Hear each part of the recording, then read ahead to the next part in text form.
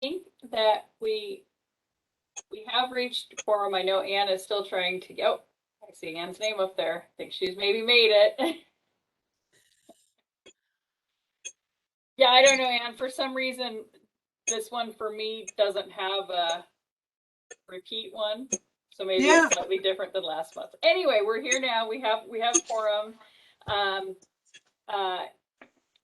Gordon, I am so glad you're here. My understanding is everything still hasn't gone through, so we want all of your input, but still no motions or voting officially. Kelly thinks the 13th it should be finished, so the next meeting you should be set. Hopefully, we'll keep fingers crossed. But with that, I'm going to go ahead and call this meeting to order. And starting with an approval of the agenda. Are there any changes?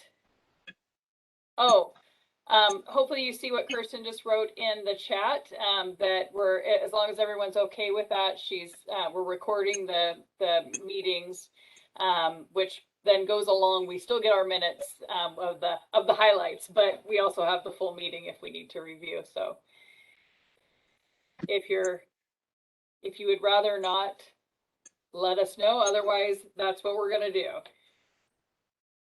All right. Any changes that we need to make to the agenda before we have a motion to approve?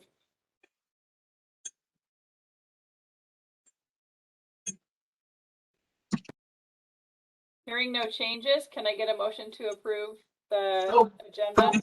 So moved to approve. Thank you. Can I get a second? Second. Was that Catherine? Yes. Okay, Yes. Sorry, thanks. I couldn't see on my screen. All those in favor? Aye. Aye. Aye. Anyone opposed? Anyone abstain? All right, we have an agenda. So we might have a couple of people here who are visiting for the public. Is there anyone who would like to offer some public comment?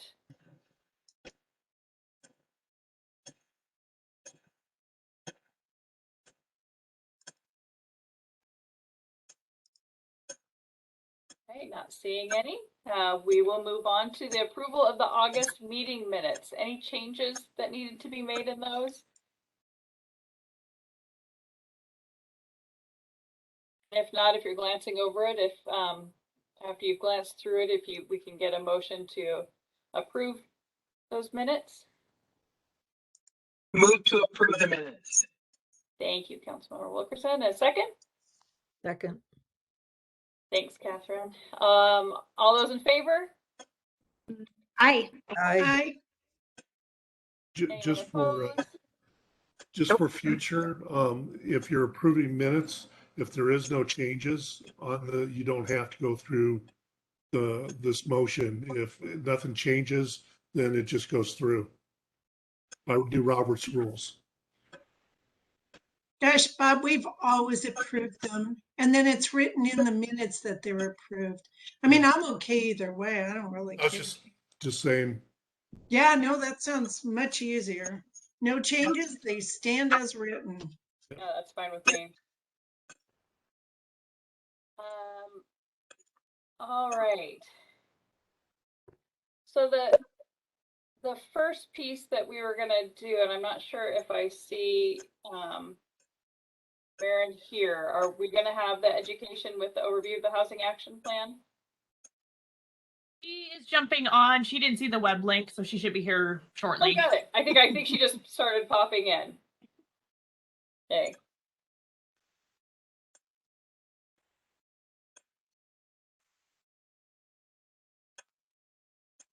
So Maren, as you're logging in, you are up already. Sorry, sorry to rush you into it, but when you're ready. Oh, great. No. Okay. Thank you. Yeah, sorry. I had the placeholder, but I realized I didn't have the actual link. So I should have seen this before, but I was like, clicked on and ready to go. Okay. Yep. I am ready to go. I do have just a quick PowerPoint to share, and then if happy to answer any questions. Let's see. that work? Okay. It's always hard switching from different platforms to figure out what's going on. All right. Well, thank you all, CHHS board, for having me. Again, my name's Maren Murphy, and I'm a planner here at the city. I've been here maybe once or twice throughout the process. I'm so happy to be back today to share a little bit about the Housing Action Plan adoption and just kind of some next steps. So you see that the resolution was adopted by City Council on July 26, 2021. And let's see here. So just a reminder that the Housing Action Plan is part of the city's process to identify strategies and actions that will help us address housing needs. And the final Housing Action Plan provides guidance for our staff, elected officials, and other decision makers to better meet Spokane's housing needs for people and families of all incomes. We started this process April 2020, so over a year and a half ago, with background research informing their project team, staff, and stakeholder groups. And a big part of the process was looking at housing needs and data collection, which we spent most of last fall doing. And then over the beginning of this year into spring, we hosted a number of discussions with focusing on policy solutions with stakeholders and staff, and had a series of workshops with the Plan Commission and the City Council. And then we worked internally to develop the draft plan, which was released in May for public review, went through the Plan Commission process, and then the draft plan was forwarded on to City Council for consideration of adoption by resolution. And they did that again at the end of July this past year. So we have 4 priorities in the Housing Action Plan, and there's a lot of detail in there. We do have a brief executive summary as well that's in the final plan, and I'm happy to answer questions that anyone has. But just to kind of orient the focus in the Housing Action Plan. So there's our 4 priorities that present and organize strategies and actions, and they address increasing housing supply, options, and affordability through land use and code changes, helping to preserve existing housing affordability, supporting residents through programming, enhancing equitable access to housing, and breaking down barriers to housing and homeownership, if that is a desire, and then encouraging local and regional partnerships to help address our housing challenges across the region. And the Housing Action Plan does cover a spectrum of proposed actions. So there's a lot of ideas in there, and there's kind of different layers within the plan of more immediate actions versus longer term actions. But it's helping to guide the development of more housing and the preservation of existing housing through different ideas. And the final plan itself doesn't direct the change directly. It does provide that guidance and expresses intent for direction. And so that's an important kind of component, is that as we move forward with the plan and kind of break it out into our own work planning efforts and City Council focus and the Mayor's office focus, that each public process will have its own review and adoption process if that is part of it. So it is a guidance document, and that's kind of been the focus throughout the plan. We do also have a number of appendices that provide more background data and insights. And so these are all on the project page. And the most notable one there is Appendix A, City Council Implementation Plan. And so during the adoption process at City Council, they did amend the plan to include what they're calling the City Council Implementation Plan. And that provides a little bit more focused direction on behalf of City Council for the Housing Action Plan. So that has become Appendix A. And then each of these appendices provide, again, more details on specific deliverables and outcomes that we were working on throughout the process. We do still have our project page up and running, and there's that's where the plan is available to download. It's a pretty big document because it has all of the plan itself plus all the appendices connected to it. So there's a lot of information in there. We also have the resolution, and then all of the past meeting minutes and notes and videos throughout the process as well. So we'll keep this up and keep it kind of as a repository for the process.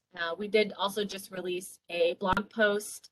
I need to get that linked on here, but that kind of summarizes and announces the final housing action plan being completed.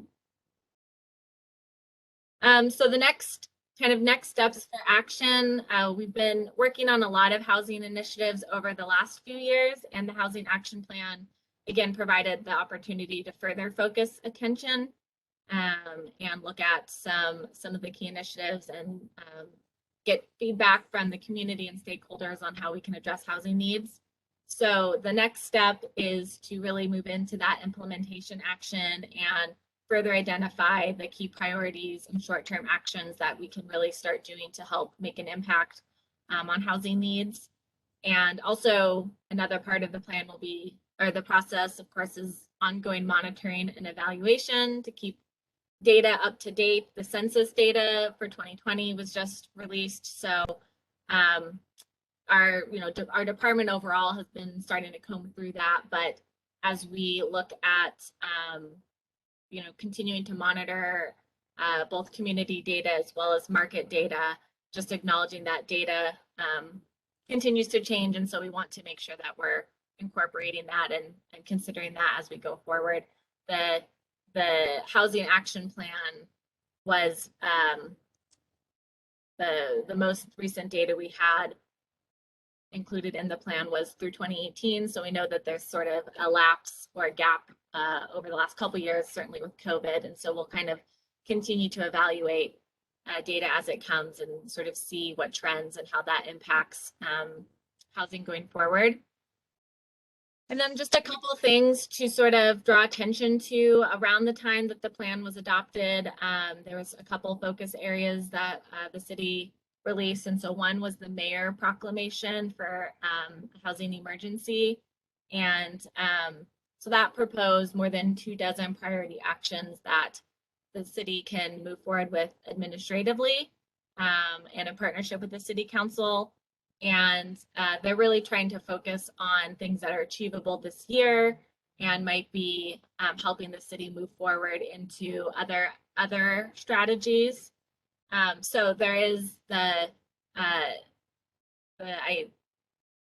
don't know if the housing proclamation was sent out, but I can certainly share that with you. It's also linked on the city website, but there's information in there. And again, that's really expressing intent and direction. There's still a process that needs to happen around the what's highlighted in the emergency proclamation, but it's really expressing intent and direction for city staff to keep working on specific items. And then similarly with the city council, the adoption by resolution, again, I referenced that the plan was amended to include the city council implementation plan in Appendix A, and that does that further identifies priorities outlined by city council and kind of helps focus attention going forward as well. So there's a couple documents out there in relation to the housing action plan that will kind of be beacons for the city in next steps as well. And so, yeah, I just wanted to keep it really kind of high level and just sort of an update, but if there's questions, I'm certainly happy to answer them if I can, or get back to you all with more information. But really just kind of sharing that the process has been completed as far as the housing action plan, and now the next step is to really dig in there and get moving on some key focus areas. So Councilmember Wilkerson here. Has there been any movement in any direction around the mayor's emergency housing or anything else of note that we can point to that we've made some type of movement in any direction? My knowledge is that we've been sort of trying to align kind of the directions that we have in the housing action plan, the mayor's emergency proclamation, and the city council implementation plan. So, I mean, the plan commission has its own work plan, and that's kind of what the plan commission is hoping to move forward with, which sort of reflects what planning is doing as well. There's certainly a lot of emphasis on kind of the missing middle housing. How do we adjust code or infill development to allow for more housing options? I don't have a good answer on if anything's been, approved or sort of, checked off the box yet. I know that there's efforts to look at, administratively, like SEPA, things around SEPA that might help lessen development process in order to get moving on development, but I'm not really sure if there's been a check mark on any of the proclamation items yet. Thank you, Mari. And that just affirmed that we have had a lot of work and a lot of good ideas advanced forward. We just need to start acting on some of them. Some political will on both sides of the house to get that done. Yeah. And sort of following this process, the Washington Department of Commerce has released more funds for just that kind of for implementation of it. And so we're looking at more grant funds. So we're looking at what that would be, and that would be more of the actual changing the code or, whatever, following the guidance from the Housing Action Plan. But so there's potential funds there to help make some things move. Who will be writing those grants for that commerce money? Where was that initiate from? The planning department right now is looking at it. Okay, thanks. So we are, yeah, under Lewis Mueller. Yeah. Yeah, they was just released last week, so we just downloaded the application materials and are reading over them. And I can share a link to that if you're interested in looking at what they are about. Maren, I appreciate your coming and giving us sort of the overview, but I really don't know what everybody hopes to accomplish with this. So if you were to come back 6 months from now, we invite you back. What would you hope to have accomplished over the next 6 months? Yeah, I mean, I think, so part of that is what we're doing now. So I don't have like a first priority action. There's been, after the Housing Action Plan was adopted, there's kind of the normal vacations and time off and, taking a second to decompress. But I think that the way that the Housing Action Plan is outlined, and sort of the emphasis I've heard from City Council as well as the mayor's office, I think, is really trying to dig into potentially some of the development regulations or code changes that would help expedite housing development or increase, get to that increased housing options. So I think those are all processes. So I think ideally we'd be moving forward on those and, sort of getting into some of the not quite as glamorous code change discussions. But those are, those are still some areas that we need to refine a bit more. So we need Yeah. housing now, and this Right. isn't going to help us get housing now. It's going to be, here's what we'd like to see down the road. Not blaming you or the messenger, but it's more, we're going to talk about what we're going to do. and think about and makes them, I know policy change takes a long time, but we're in serious trouble. And I know you know that. I'm just, I guess I was hoping it was like, we're going to do A, B, C, and D, and we'll be there in maybe a year. But that may not be the way Yeah. it's going to work. Well, I think the mayor's proclamation outlined some immediate steps and then the city council's implementation plan does as well. Some of that does require funding and sort of resource commitment. As far as like, planning, yeah, those are a little bit by nature longer processes because even if we change the code as quickly as we can, for a permit to come in and the developer to start building and get things on the ground. I mean, that's gonna benefit things going forward. And so we're trying to pave the way as much as we can for future development to happen in a more expedited way. And there is some things in the mayor proclamation that tries to call that out where like permits that have a house, residential permits will try to be that are currently at the permit counter will try to be approved, within a certain time frame that's a lot quicker than the past. So there are some sort of administrative internal things that we're trying to expedite, and that would help get those out the door. But then, yeah, those houses still have to be built, which is a longer term process. And then there is a lot of emphasis in the housing action plan on programming. And so how do we fund our programs that help other partner organizations provide housing or direct support? So there is some emphasis there on sort of the programmatic side of what we do. And I know CHHS does a lot of that, pushing out, millions of dollars a year on funding. So trying to get continued emphasis in those areas too. Yeah. But yeah, I hear you. There's a need for housing as we talk about housing. Yeah, And, yeah. true. Oh, Can I jump in hi, real quick? Kristen. This is Kirsten. Can you hear me okay? Mhm. Okay.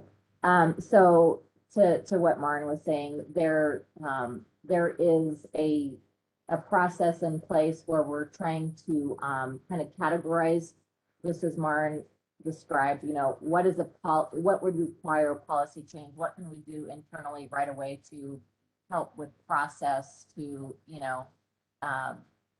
like Maren said, with permitting or whatever, reduction in fees, what programs can we look at, all those sorts of things. So we're trying to, and this was done in conversation with some council members to kind of take that list and figure out how to see, where are we on the same page and where can we make these adjustments as quickly as possible. So, so that is in the works right now. One of my frustrations from a communications perspective is calling this an action plan is probably a little bit of not probably the best description. It may be better termed as a guide rather than an action plan. And Maren and I had a lot of conversations about that in the beginning, and it's not really, it's not something we really could change, but just by saying action plan, I think it gives the impression that we can say we want all these things to happen and we're going to all come together on it, and then everything gets in motion. In reality, it's like she said, it's priorities, and then it's what are the tools that each one of them individually would need to be acted upon to put in process, which always takes more time than anybody wants it to. So hopefully that gives a little bit more scope, and it's absolutely a priority to keep looking at any and every scenario and program and fee and process to make sure that we're being as efficient as possible.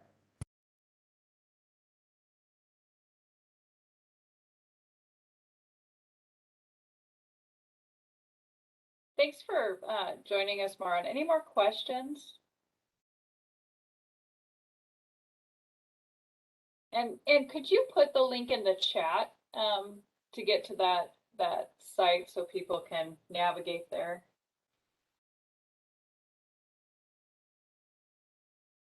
Hearing no more questions. Thanks so much for joining us.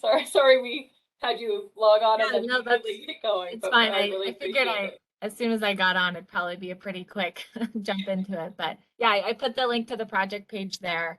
Yeah, if you think of anything else, please reach out. So thank you. Great. Thank you so much. Yeah. All right.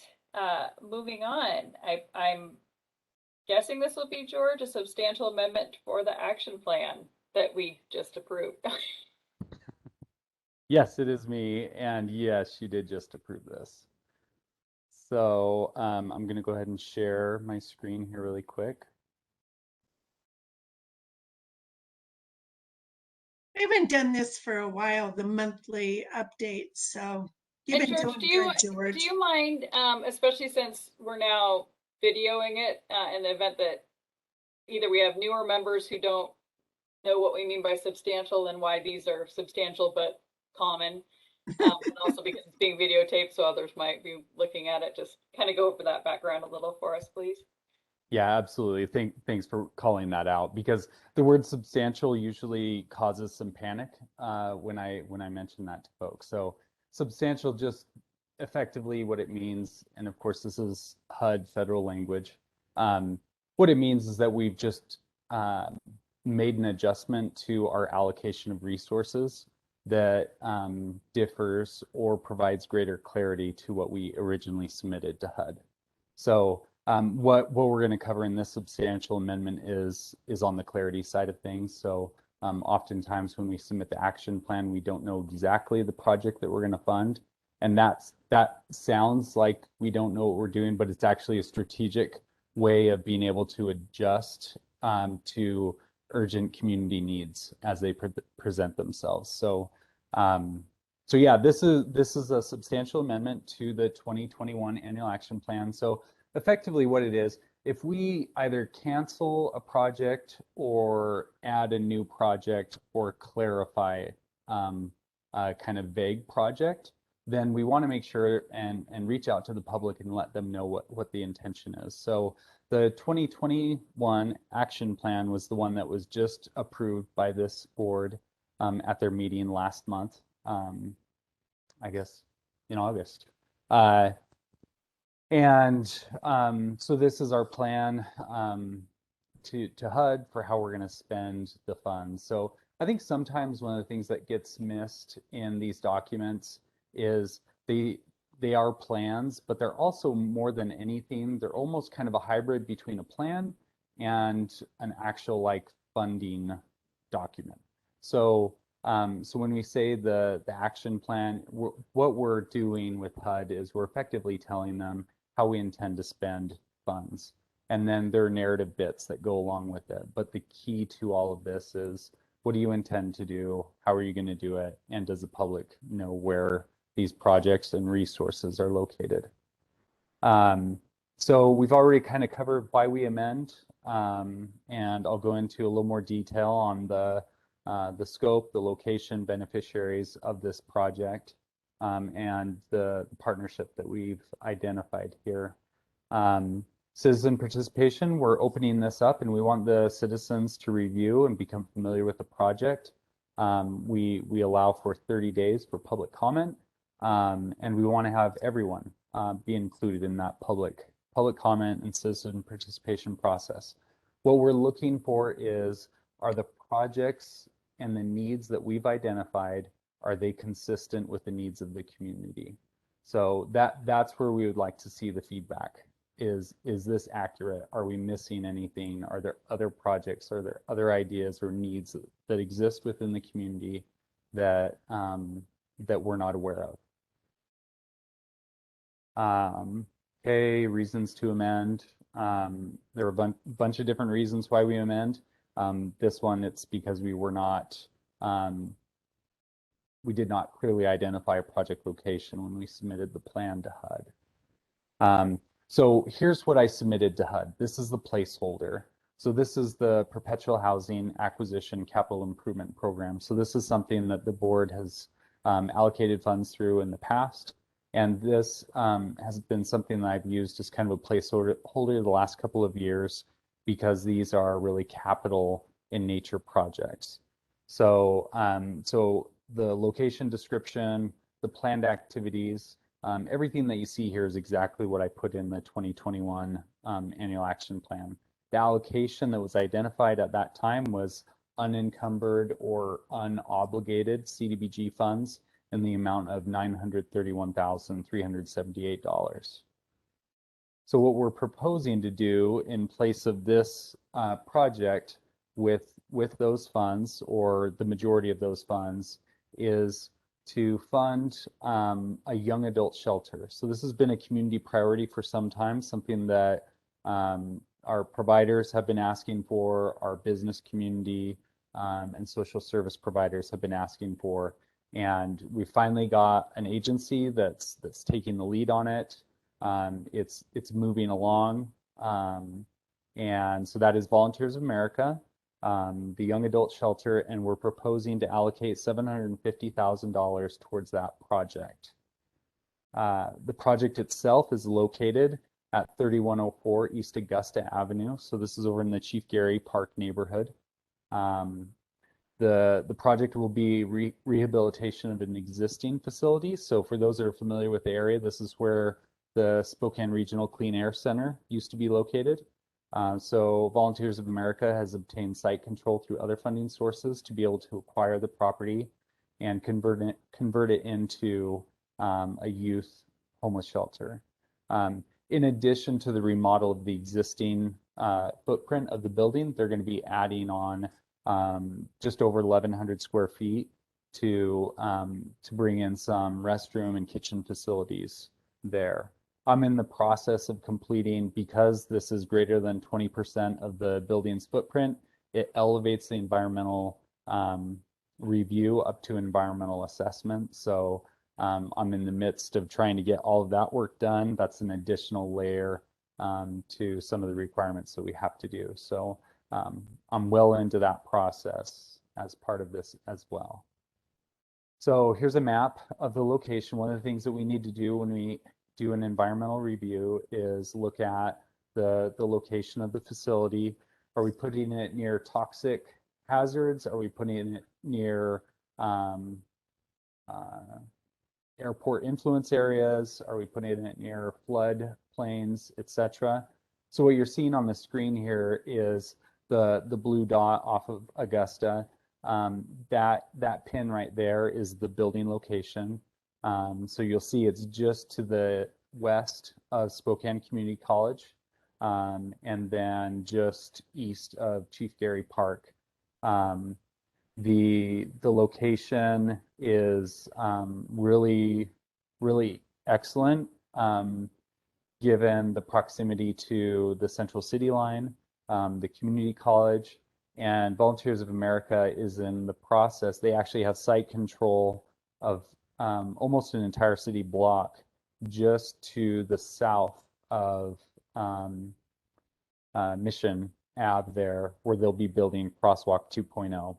So they'll have almost their own kind of campus of service available right there, with just Mission really kind of separating the two. So location-wise, everything, it's excellent. One of the things that we've heard from the community, certainly the electeds have heard from the community, is to try and avoid putting more homeless shelters in downtown Spokane. So this is an opportunity to be able to locate services outside of the central urban core, and particularly important with the young homeless adults, where they have an opportunity to get away from some of those areas that will help them more to receive the assistance that they need, the appropriate assistance. So the objective is, I want the citizens to know where this is located, what we're doing, who the partner is, why we're doing it, and then to make those comments available. We want to be transparent with the community. We want the community to be aware of this. I know that Volunteers of America has really worked closely with the Chief Gary Park Neighborhood Council to make sure that they're aware of what's going on. with attending meetings and presenting some of this work. So ways that the public can make comment are in meetings like this, city council meetings. They can email CHHS. Of course, during the times of COVID, public access is limited. So one of the best ways to make public comment is through our Spokane CHHS at spokanecity.org email account. That helps us to be able to track it more appropriately so that we can get a response out to anyone that's making public comment. We will respond to public comment within 15 days following the end of the public comment period.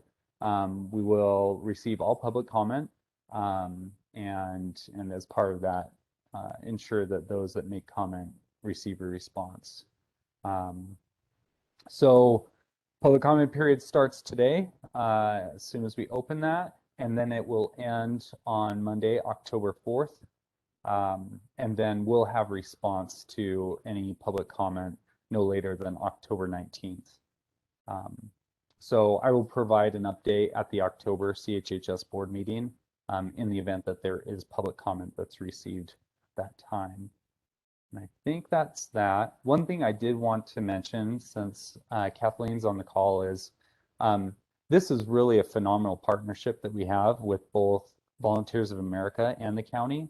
The county put out a request for proposals a few months back, and one of the items that was in their request for proposals was for this young adult shelter. So by the county doing that, that allowed particularly CHHS in a time where we have limited capacity to be able to receive assistance through our partners over at the county. So Kathleen, I'll just say right here, I thank you and your team for the help and the efforts that they put in and that we're able to make this happen.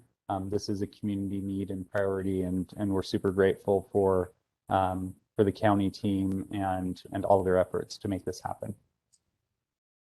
And George, I would just say thank you for recognizing us, and we're always glad to be able to collaborate with the city, and we know you've got resources stretched thin, so any RFPs that we have that make sense to work together on, we look forward to be able to do so. And in case any of the board members have this question, Spokane County's county commissioners, in an update meeting in the last 2 weeks, we brought forward the same project, and the request for the county was around a little over 600,000.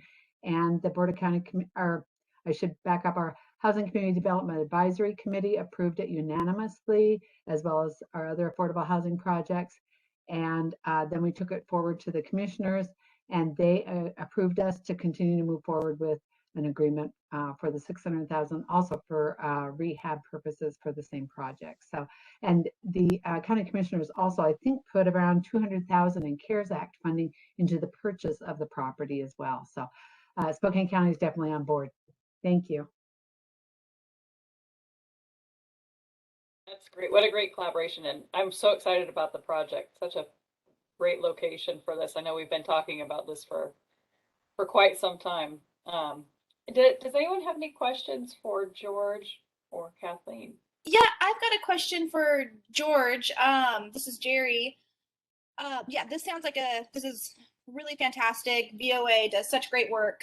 So super excited to have this youth shelter going in. And George, can you speak to how this facility will be different from Crosswalk 2.0 and how kind of the two facilities might interact or engage?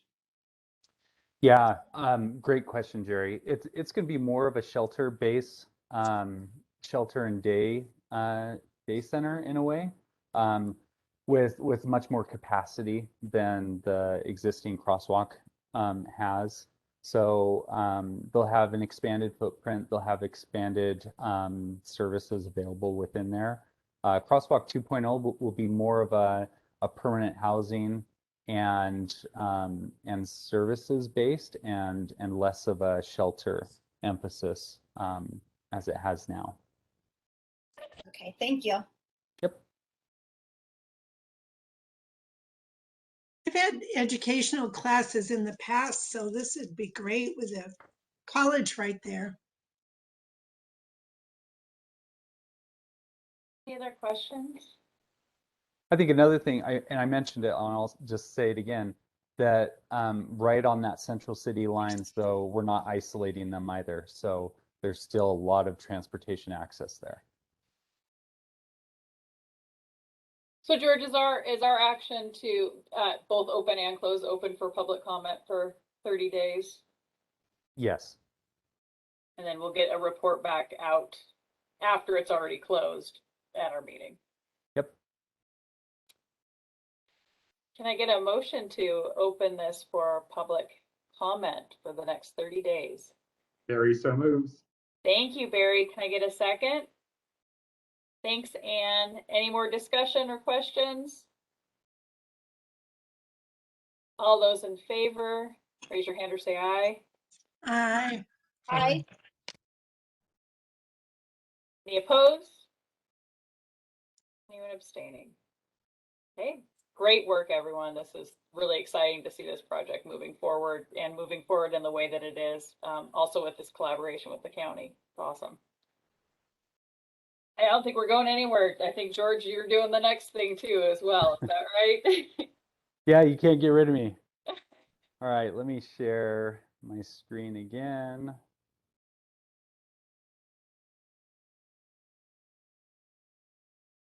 Okay, caper time.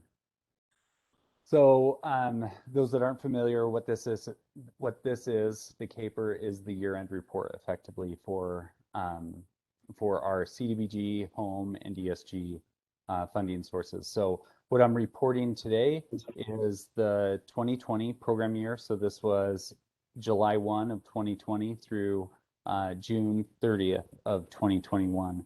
And this is a report that we submit to HUD every year. And really what it's doing is saying, are we staying online with what we said we were going to do in the 5-year consolidated plan? And then each year thereafter, are we maintaining the focus? Are we staying focused on the needs that we've identified, which are on the screen right now, which effectively are for housing, urgent public health, and then social services programming? So what we have are a whole bunch of tables and numbers, and it always ends up getting really confused. So I'm trying to do I've got a different approach this year. Hopefully it's beneficial. So rather than giving you a whole bunch of different numbers and seeing 1,200% over and 75% of accomplishment, I'm just going to show you how we've allocated funds, how they were spent, and then I'm just going to give you a couple of really impactful projects, because I think at the end of the day, that's really the story that we want to tell from the caper is what are the visuals of what we've done. So I've got a couple of visuals that I want to show you that I think are really impactful. Goals are effectively the same thing as the needs: housing, health, safety, and community services. So so in our annual action plan, which is what we just substantially amended, it talks about the projects, what we funded them with, how they relate to the consolidated plan, as well as the needs and goals. We submit this every year. Prior to the program year, or August 16th is the regulatory deadline. So the consolidated plan doesn't have as much, or sorry, not the consolidated, the caper doesn't have as much grace per se as to how soon you have to submit that after the end of the program year, but that's kind of consistent with the HUD programs. So we're talking about summary of activities, performances, how are we doing for our annual goals, and how are we doing on our 5-year goals.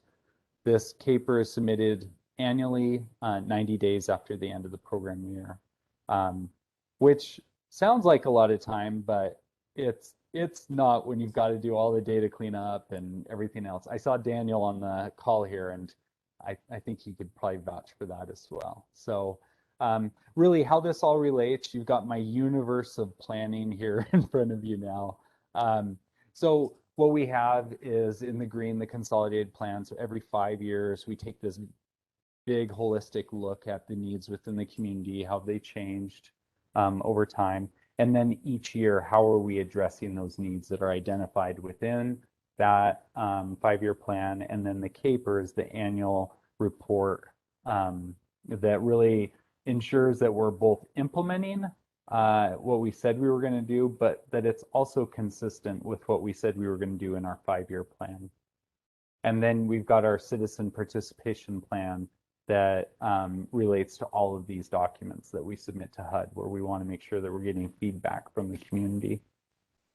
So within the CAPER, we've got all these different elements, goals and outcomes, racial and ethnic composition, so on and so forth. Several of these sections have been taken over. I know that last year there were quite a few comments about why are there zeros in these different tables? And the reason is this report hasn't caught up with like the homeless management system. So HMIS reports a lot of this data. And so we're directed to leave certain areas blank because it's coming in on the HMIS side of things. So that's caused some confusion in the past. And absolutely, if anyone has any questions about that, we're happy to address. The expenditures, the types of folks that we've assisted, etc. So for the goals and outcomes, really looking at these three, again, main needs and goals. And so this here is when I would go into the tables and show the tables, and everyone would kind of say, holy smokes, what does this mean?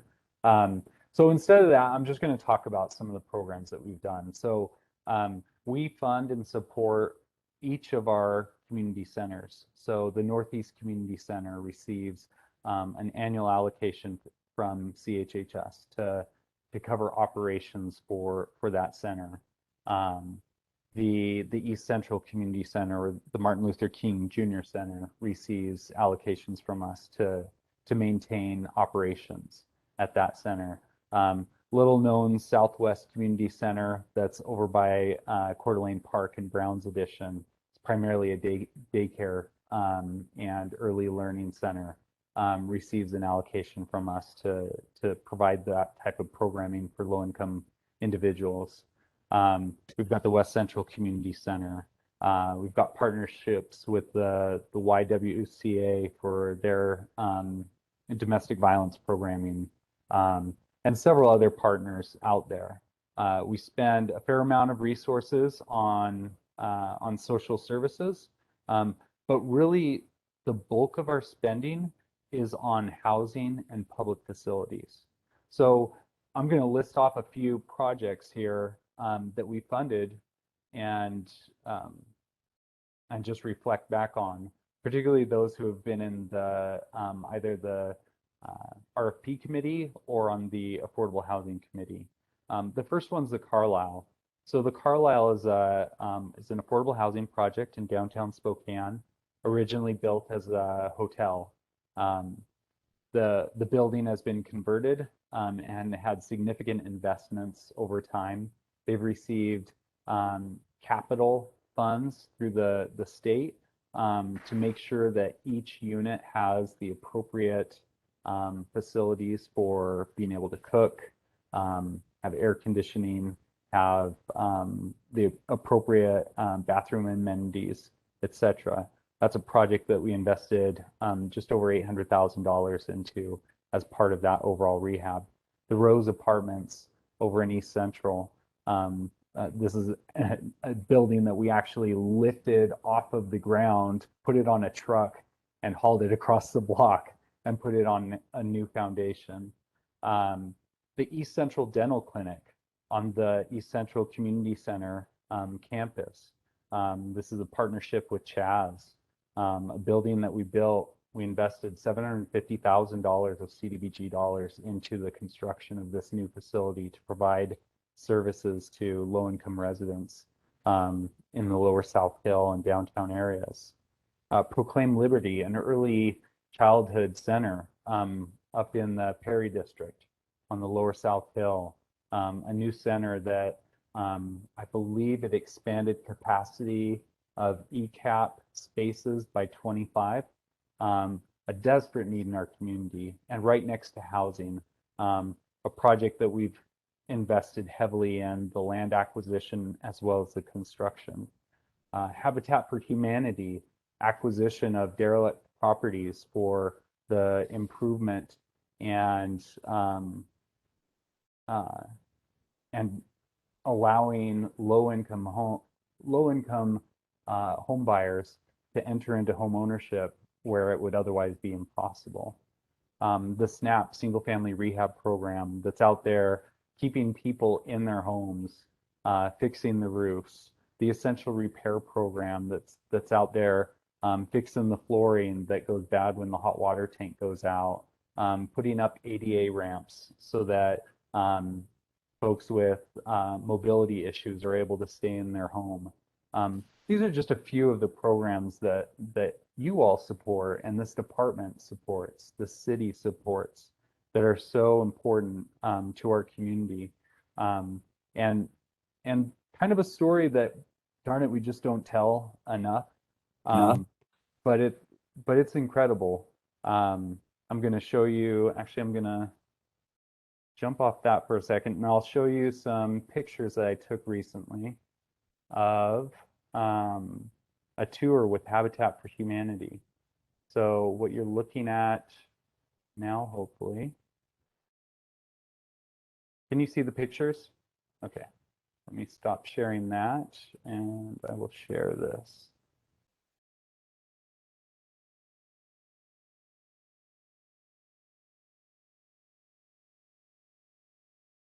Okay, so you should be looking at a home right now. Okay, so just the other week, Habitat for Humanity invited me to come out and tour some of the properties that they've acquired through our derelict housing program grant that we have with them. This house that we're looking at right now is located in the West Central. Actually, all of these that we're looking at are in the West Central Neighborhood Council. They all were either abandoned, derelict, foreclosed, nuisance properties. This one that you're looking at right now, a good friend of ours, Paul Troutman, went out on a crusade to give this house away to someone. And he could not get anyone to take this house. And it got to the point where we were ready to and had done bidding on this project for the demolition and haul away. And then Habitat for Humanity stepped up and said, you know what, we think we can make this pencil with our program. The roof that you're looking at right now, when Paul first showed me this house, it looked like an old tired horse's back. It had a saddle in it that actually required Habitat for Humanity to put jacks in the basement and lift the house to try and correct it, and they were able to do it. I'm going to show you some pictures. House here, and then here's another house that they worked on that's just down the road a little before I get into the interior. You can see the care that this homeowner has taken with the landscaping and everything, and what an impact this is on that neighborhood council. Here's another house, and these homes are all on the same block. Another abandoned derelict home that Habitat for Humanity was able to come in, save a house, get someone into, and really maintain the character of the neighborhood. So here are some pictures of the work that's going on inside of that first house that I showed you. The volunteers from Habitat for Humanity that are in there working on the house, doing all the touch-up work, getting it prepared for the homeowner to move in. You can see the flooring in the main room. This house actually had a bunch of squatters in it over a period of time. There was actually a fire in this house at one point where someone had started a fire in one of the bedrooms, and just the transformation that they're making, not only to this home and this neighborhood, but to people's lives. and again, the view from the outside and the work that's been done. The house that you're looking at right now, is anyone familiar with the Grove Community Homes? Most of you on the board probably will be. This is one of the Grove homes that you're looking at right now. This was a home that was actually sold for $1. The Grove community was gonna rehab it and turn it into an affordable housing kind of apartment. And they ended up in a bad situation with a contractor and were not able to realize their dreams here. But these were homes that were set for demolition, where the car wash, the new car wash, just off of Maple and I think that's Boone. Yeah, Boone. Those homes were all slated for demolition, and these homes were actually saved. And they looked really rough when they saved them, but they look pretty neat now. So here are a few of the homes, and they're getting ready now for, they're all prepped and ready for the new homeowners to move in. A look at the interior.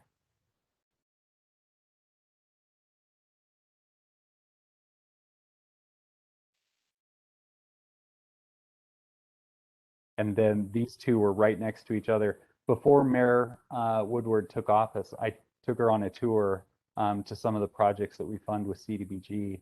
And these homes were sitting on stilts on these vacant lots in the same condition that they were in when they were loaded onto a truck and hauled to this landing spot.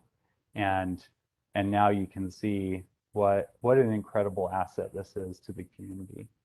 So anyways, I wanted to make sure and share those stories, because dang it, we don't as staff, and you all don't as board members, hear and see this enough. But this is the incredible work that is being done in this little CHHS office. So I'm going to go back and share again with you all this presentation. So I'm just going to show you really the spending. So this is something that a lot of folks are of interest. And I added the CV dollars into this as well, so you can see one of the dilemmas that this department is facing, in addition to others, is that we've got so many resources coming through that we're trying to do a whole lot with minimal staff and a whole lot of financial resources. So I think we're doing pretty good, but we've got a lot of resources to go out. One thing I wanted to say here as well is this $16 million forecasted, and what you're seeing, the $8.9 million expended. Please don't misunderstand that to say that we have almost $7 million just laying around. I think that there's that narrative has been out there. These funds are all encumbered effectively. It's just that they haven't all been spent yet. So we have contracts in place for these funds, particularly now that we've got $750,000 of those CDBG dollars going towards the young adult shelter program. So here's what it looks like. This is how we've spent our CDBG dollars. And again, you can see the heavy focus that we have on housing. 45% of every dollar spent on CDBG went towards housing in this last program year, $2.4 million. And then almost another $2 million going towards public facilities and improvements. What does that mean? That means the dental clinic in East Central. That means the Rogers High School Medical Clinic. Those types of programs that we're investing in for our community to be able to better access. And then 10% of our funds are going towards public services to support our community centers and our community providers. So the draft caper is not on the website yet, but will be. I wasn't able to make it in time this time around, but it will be up there. And encourage citizens to just reach out to us for more information if they'd like hard copies, electronic copies, etc. If they have any trouble downloading from the website or don't have access. The comment period is open until Friday, September 17th. So an important note here is that this is a 15-day public comment period for the CAPER because we have such a short window to submit it to HUD. We encourage folks to email us with their comments as it relates to the CAPER. And again, we're looking for comments of, are we doing what we said we're going to do? Are we meeting the needs of the community? Are we investing appropriately? Is there anything that we're missing out there? And that is the report.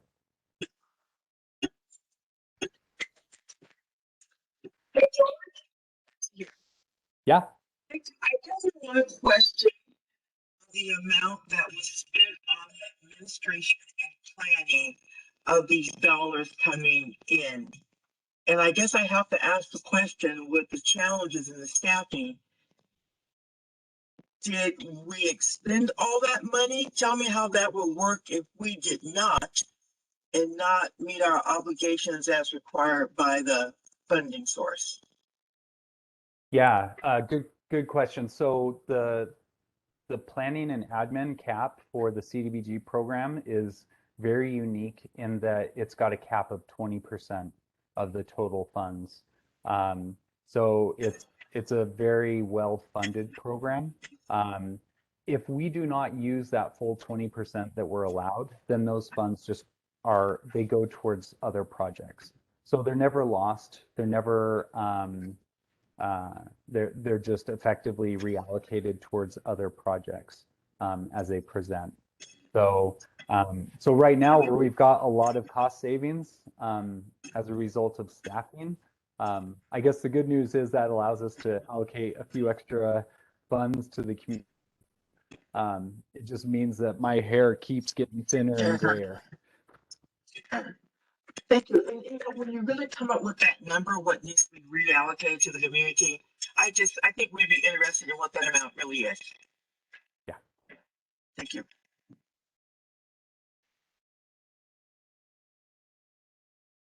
And so George, I guess my question is, how are we reaching out to get public input on this? We've got such a short window. Yeah, really through this meeting, we're encouraging you all as board members to reach out to your constituents, friends, neighborhood folks, and encourage them to take a look, ask questions, make comment. I think, Kirsten, we could probably get this in the community update as an opportunity for the citizens to engage. I think that's got a pretty big distribution list.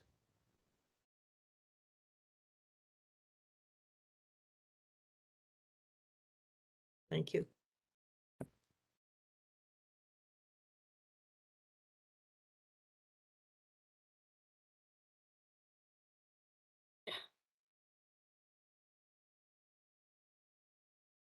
Other questions for George?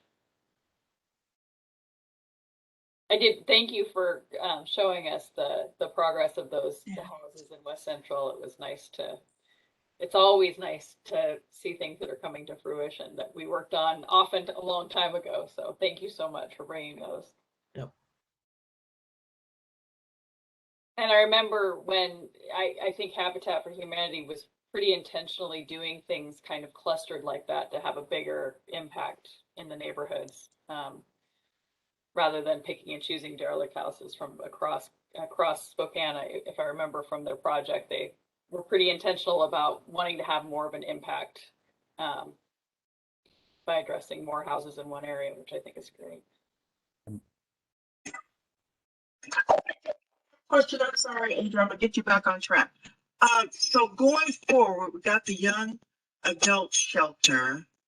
Then where does Crosswalk 2.0 come up in our budgeting, or have they landed in our world here with proposal requests?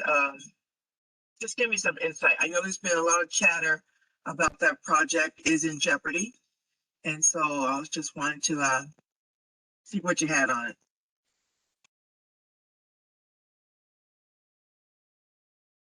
Is that directed at me, Betsy? And I'll probably, Kirsten, I don't know if you have anything to add on this as well. I have been in conversation with Vaughn at VOA regarding this. I think there's been a fair amount of miscommunication that's taken place with, because we've got multiple folks out in the community talking with providers. So I'm aware that they're looking for a $2 million commitment from the city of Spokane to close their budget gap. We don't have $2 million, at least through the CDBG program, to be able to close the gap that they're looking at.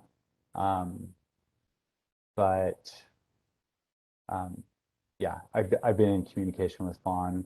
That's about the best I can share.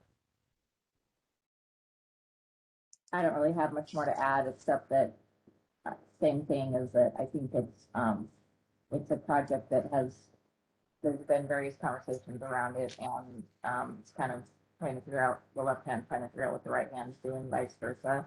So definitely continues to be looked at and trying to find ways to find solutions as a community for sure.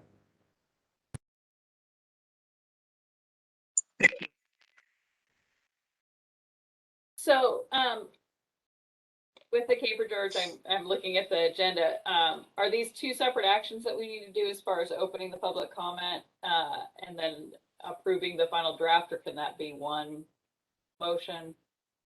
Yeah, I think that can be one motion, just to open it for the 15-day public comment period, and then approve it once that ends, with an expectation that I'll come back in October and summarize any public comment that's been provided.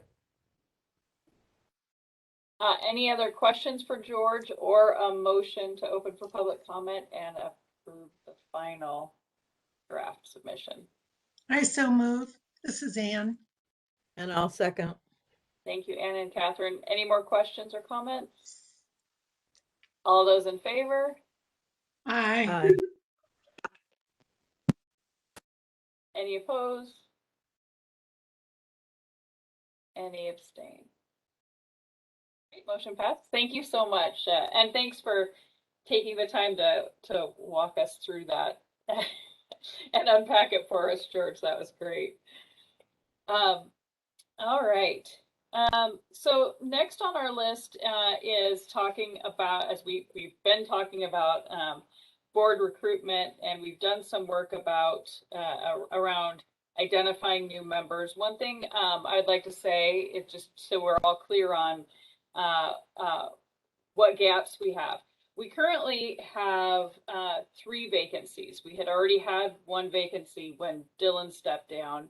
And then Rebecca Serro, who came on when Anne and I did and was due to term off in April when we did, actually got a great new job opportunity, well, working for accountability in Washington, D.C. So she got a big job opportunity, I'll say. So she had to rather quickly resign because she relocated. So we have these 3 immediate spaces that are open, and then keeping in mind that Anne and I are due to term off in April. So one of the things that we're doing in identifying gaps and doing this process is recognizing that really there's effectively 5 spots that we're trying to fill in. And so wanting to think holistically about it, even though ideally, hopefully, we'll get a few members on by January, and then the other 2 would come on after Anne and I are off. So as you can see, we have, and I'm going to sort of, I think, combine this along with the communication and recruitment that's in the next section. under board recruitment, there's 2 points or 2 questions. One of them I think is, and Kirsten, please correct me, but I think that that's a little soundbite or a little statement that you would like to have board members share with you for the communication plan that you want to do. That is what's rewarding for you for working on the board. And I don't think that we're expecting people to suddenly, well, if you have a brilliant sentence that you would like to give, please give it in the chat. That's fantastic. But if you need to think about it for a few minutes, I think we'll be reaching out to you to see if you can give us a sentence or 2 that we can use in some of that recruiting and some of the recruiting materials.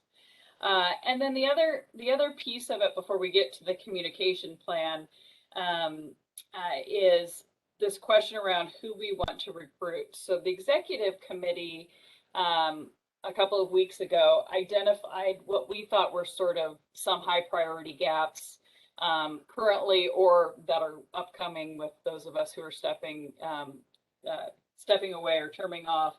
And we sort of wanted to get it's not a formal action item, but wanted to see how you all felt about these gaps that we're identifying.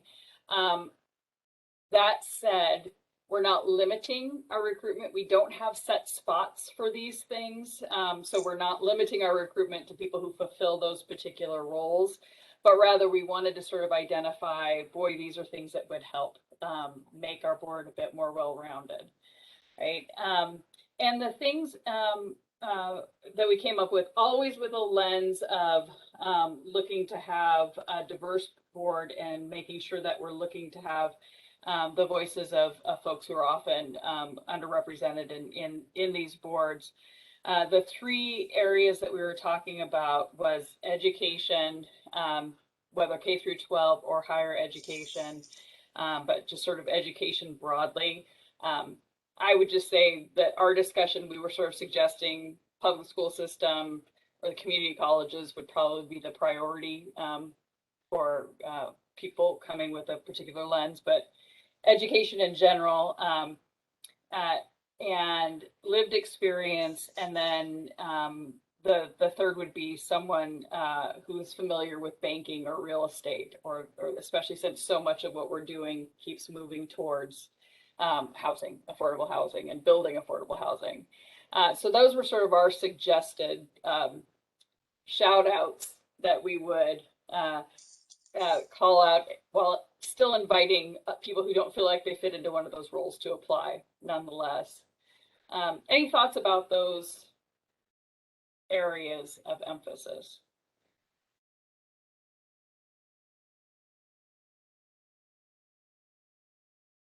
I think they're good. All right. Any additional ones you want to see?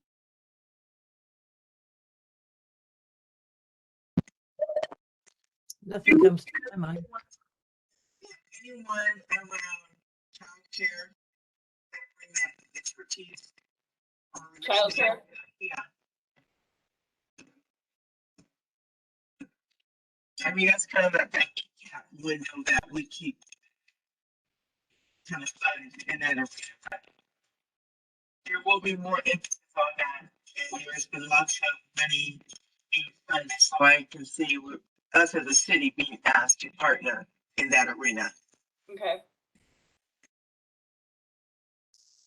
And we have a comment in the chat about workforce development. Mm-hmm. Kind of focus on that. Yeah. I'm reading the chat, sorry.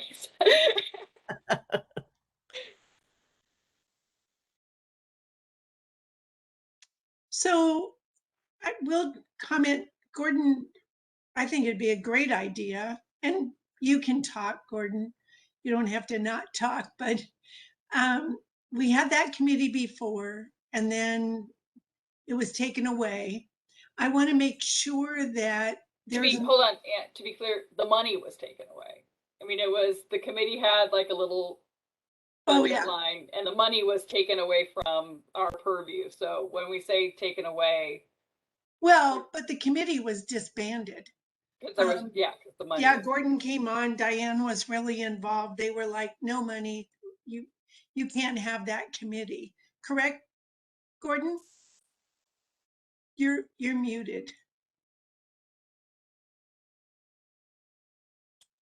Okay. So, yeah. Yeah, we just got to the point of formulating this committee, but we never got to meet. I think COVID hit, and Oh, no, okay. But that's doesn't, when huh? yeah, I think the mayor has a workforce or the administration's had a workforce development. I don't know if city council does. I'm just concerned that we don't create a committee, and I'm all for it.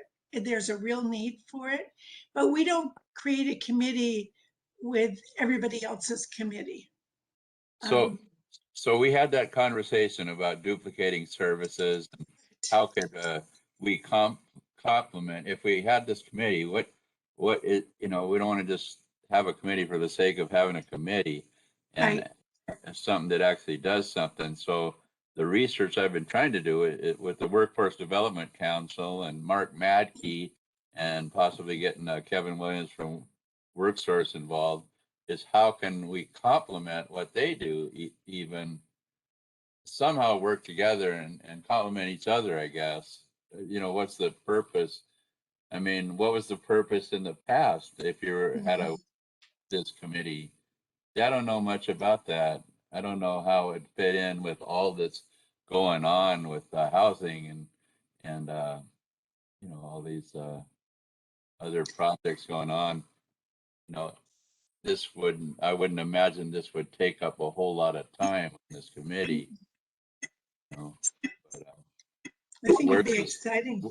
Where do we start? You know, I'd love to be, you know, I'll continue to do some research and try to figure out what purpose, you know, we would have on as far as developing this a committee for workforce development, and try to complement other services. Or if it's not needed, then we should speak up and say, no, we're not going to do it, you know? Yeah. But she was excited about it, and I am too, if I'm going to be on this committee. But good. You know, where do we begin? My recommendation is that you reach out to Diane Zemke. Remember Diane? Yeah. She was the one who kind of put it together before. Okay. And she would be so excited to do that.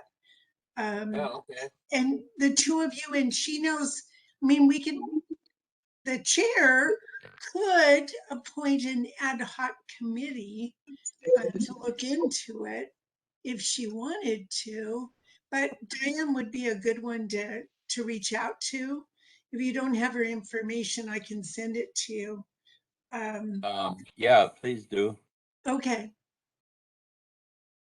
Okay. Yeah. All right. Thank you. Betsy. I think that's exciting, but how is that going to align with our priorities? I just question, where would that meld with the presentation George just gave us on workforce development? And I would like an ad hoc committee, but we're already down 5. So let's be realistic about going forward. But I encourage you to go ahead and get that information and bring it back to us. But really, where is it going to align within our plan? And that's my only question. Okay, thank you, Betsy, and I will. I mean, that's something for the whole board to consider. So I can still do research toward developing it if we figure that out. Yeah, I think that's a great first step, is both to understand, what happened. I do feel like we had different priorities when Diane when Diane first had that committee. That there were, I feel like it did fit more clearly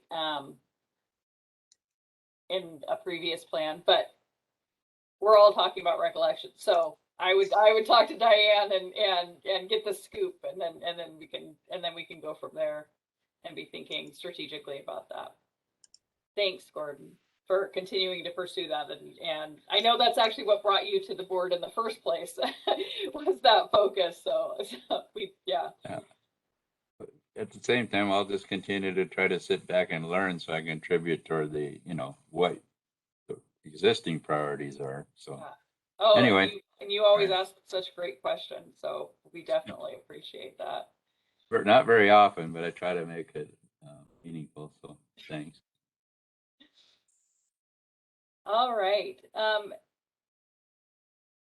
So if I think that then the next step would be to hear from Kirsten, who's helped sort of put together an idea for the communication plan for recruiting, including kind of a schedule so we can provide some input. And also, in addition to a follow-up email where we ask what is rewarding for you and look for your sentence or two, see if there are any other areas that we can help with the communication plan. Right. So while we were in the executive meeting, I was kind of drafting a communications plan to recruit board members. And we have a little bit more of a robust volunteer program than we probably did the last time we did a recruitment. So we've got links to our program or our volunteer page that we can direct people right to, and we promote to that every week in our community update, which is that newsletter that George was referencing regarding public outreach. So I will be following up with everyone with basically, just what I need is kind of some common language. What's rewarding for, what's rewarding for you to be on this board, and what does it mean to you? And that can range everything from it's a great way for me to be involved in the community. It's a great way to network. It's a great way for me to share my subject matter expertise. There's all sorts of reasons for what you may get out of it. But I'm looking for as much of variety as possible so that we can really draw folks from all these different niches that we're looking at. The other thing, and we've got all sorts of vehicles, at our reach. So again, we have social media, we have our website, we have communications through digital and our Cable 5 channel and all sorts of things. So I don't need to necessarily get in the nitty gritty about that. But one of the other things that we talked about was really doing some targeted targeted outreach to, based on these kind of categories that we're kind of interested in having representation from. So that would be super helpful as we move forward, and I can do this very easily for you. And another great place to promote this for those of you who are on LinkedIn is I'll make this really easy for you so that I can put together, language you can cut and paste into your email, share on your social media, whatever you want to do, because you're traveling in those circles and you have those personal networking relationships. So that way, if someone it piques their attention, they can say, hey, tell me more about that, and we can kind of get them plugged in a very personal way. So, I'll be following up too with some, information about how you can help promote this, reaching out to your contacts, whether it's the faith-based community, the education community. We talked about healthcare or managed care, different things like that. So, so that's kind of the plan. We, as Adrian said, we have a pretty aggressive timeline of trying to get 3 people on board by the end of the year. I think we can do that. We just have to get the information in place and plug and chug, and away we go. So, so that's kind of poised and ready to happen.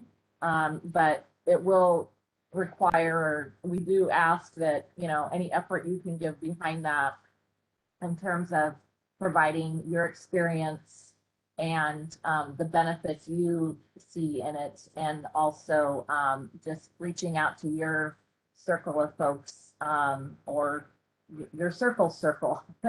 That's how we get this done. So, so that would be super helpful. Does anybody have any questions specifically about that? I want to. We should check in about the dates, but I just wanted to say one of the strategies too was to have a clear end closing date for the application. We'll end up with two because we'll end up doing this twice to fill the other two positions, but so that we can have ideally a group of applicants to look through and have some choices as opposed to having it open. So we were initially thinking having it open from the 15th of September to the 15th of October. And I don't know if you still think that's possible, Kirsten, or if we need to. Yeah, I do. I think one advantage to that is it creates some urgency. I think sometimes that's a good thing as long as it's a level of urgency that gives you enough time to kind of gather those people. So I think that it's doable. All we can do is go for it, and if we have to reassess on, October 14th, we will. But let's just go for it. I think Bob has a question. Well, and it may be too late to do it right now, but it'd almost be nice if we could do some type of needs assessment to find out what type of people, what type of expertise are we really looking to have on this board? And then we could do some real targeted recruiting instead of, hey, anyone join us, but if we could try to get the people with the talents that we really need. And that's where the needs assessment does come in. Then we could be almost, it can make me look at my Rolodex of people and really target who could we really use. I think we could use that gaps analysis to do that. I'm sorry, you guys, we're running out of time to do this. We've been talking about this for several months. I agree with you, Bob, but we've been talking about who do we need on this board? And we're down 3. You're about to be down 5. We can't go in and do another analysis and spend that All time. I'm saying, Ann, is if I had a better idea of what the board really could use, I could do a better job recruiting. That's all. Okay. Well, I think we kind of had that discussion in the executive meeting, and we came up with these categories that we just talked about. So again, that can come through in your rewards, in your benefit statements.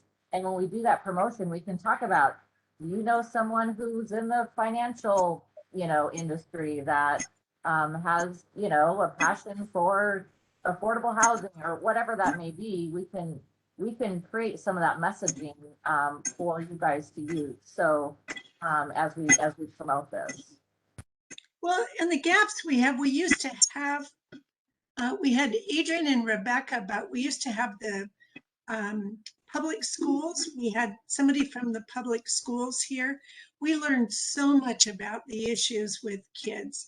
How many kids were living with their parents in the back of their car. So we've missed that. We used to have somebody from SFCC, they termed off. So we're missing those people. And I think that we said the financial with the housing piece is important. And I think lived experience is also important, providing they're not currently getting services from one of the programs we fund. Betsy, please. So I heard Kristen, but I was thinking even more targeted. So, they have the Realtor Association. Would we just send a request, or we have an opening? If you send it to Eastern Washington University, so that we actually go out there instead of just putting it on our website and thinking people are going to find it. I don't know who often just goes to the website. I don't know that data, but if we were just really intentional, we could target some of those and go out, even for the banking industry. They have those associations. If you have a passion for this type of work, we need you, blah, blah, blah, blah, blah. So that's my only suggestion. Let's be more intentional about it. Yeah, absolutely. And I in no way was I saying we're just going to put it on the website and hope people find it. We absolutely want to direct people there. What's great about utilizing the city website is it is what we like to call the 600-pound gorilla, and that if you search something Spokane, the city's website usually comes up in the first 3 or 4 searches. So, so that's a great way that we can, you know, utilize the power of that.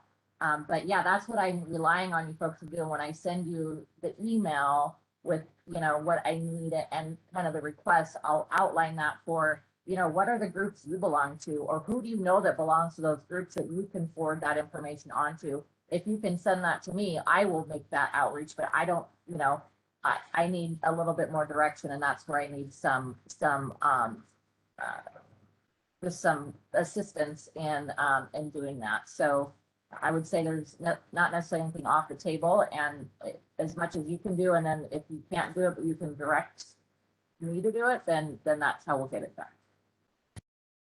Yeah, and I'll just say, you know, starting last fall, Rebecca Serro worked us through the visioning, and a piece of that was a gap assessment, was identifying the gaps. And so the gaps that we've identified as priorities came from that work that we've been doing, and we've asked it a couple of other times during board meetings, and pretty consistently came up with pretty similar categories. And that's why we kind of broadened education to not say exactly where that education avenue has to be from, but we've had experience with community colleges and public schools being great resources. And I know that we've also identified some names or people who are serving on some of our existing committees. So we have folks, for example, on the Affordable Housing Committee who do have some of that banking, that finance expertise that are not conflicted, that we intend to reach out a little bit more specifically to. And it's not a big secret that we're doing that, and we're just going to make sure that we're reaching out to folks. But we also need help. For example, boy, I'd sure love somebody, you know, K through 12 public schools or from the community college, but I don't have a connection there. So does anybody on this board have a connection, or somebody it makes sense to reach out to? You know, so that's part of what this discussion is, and this piece of it is we've identified these categories. They're not exhaustive. We can go beyond those if you know somebody great who could be on there. But certainly if you have any connection in those categories, please reach out to Kirsten so that we can do those very much more specific asks as opposed to just having it be a blast.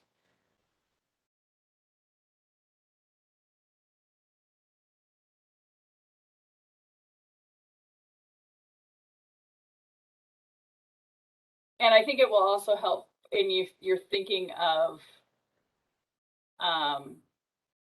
who to reach out to when we get this a little bit more formalized and you actually see the one pager and see what the ask is. I think it hopefully will help us generate some more direct outreach.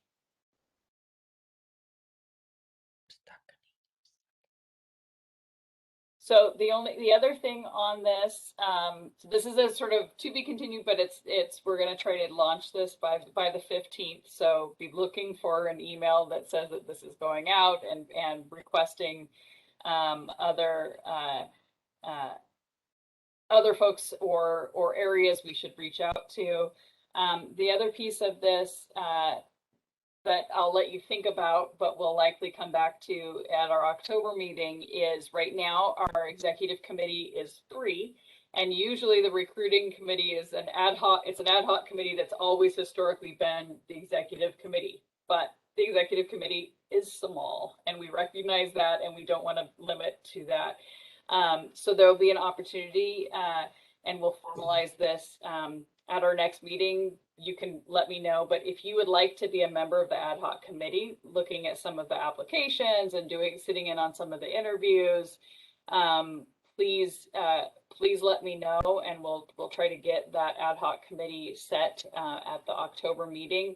It can only be 5 board members. Sorry, I was doing quick math. Unless we get yeah, I think it's got to be 5. It's got to be less than 50%.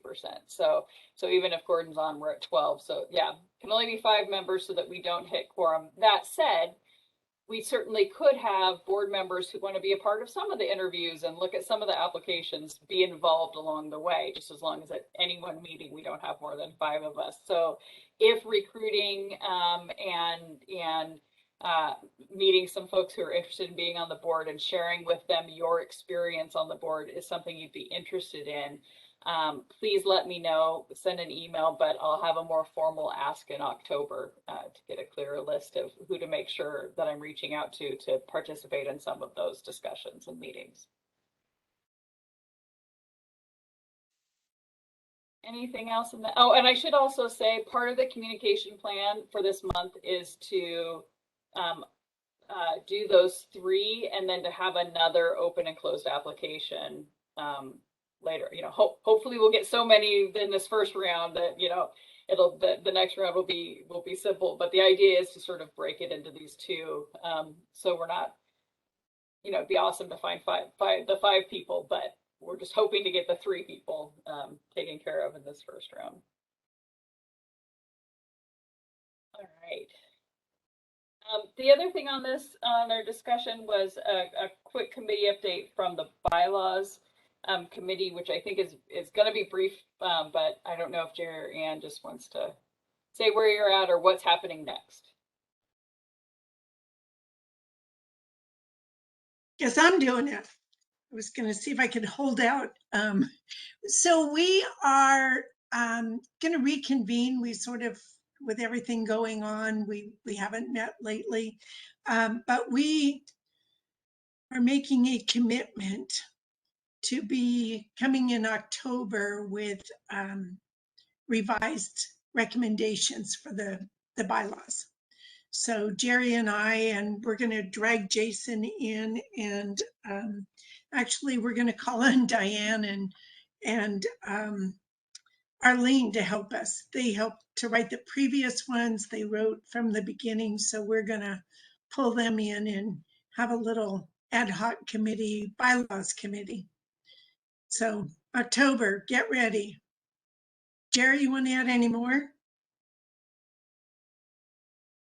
No, thank you for jumping in there. And I just wanted to make sure to mention that, we want to really pull in Diane and Arlene, and that given their experience on this board and doing the bylaws in the past, and Arlene with her experience in HUD, we just feel like they would be some good individuals to help us with this, and that by October we're hoping to have something, but before the end of the year for sure have some bylaws approved.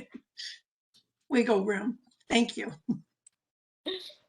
All right, thank you. Next is Kirsten's director's report. All right, so director's report, just to kind of give everyone an update on where we are with the hiring and recruitment process. We have interviews today. We had 4 interviews scheduled. One withdrew last week and another one withdrew last night because of another position that they had been offered. So we ended up having 2 interviews today. And then program manager, I am happy to report that Becky, has accepted the position as program manager for the home program and that portfolio. So so congratulations to Becky, and we're grateful that she's stepping into that role officially. And then that leaves another program manager position for the homeless programming side of things, which we will be starting interviews for that on Friday, and then those will continue into Wednesday of next week.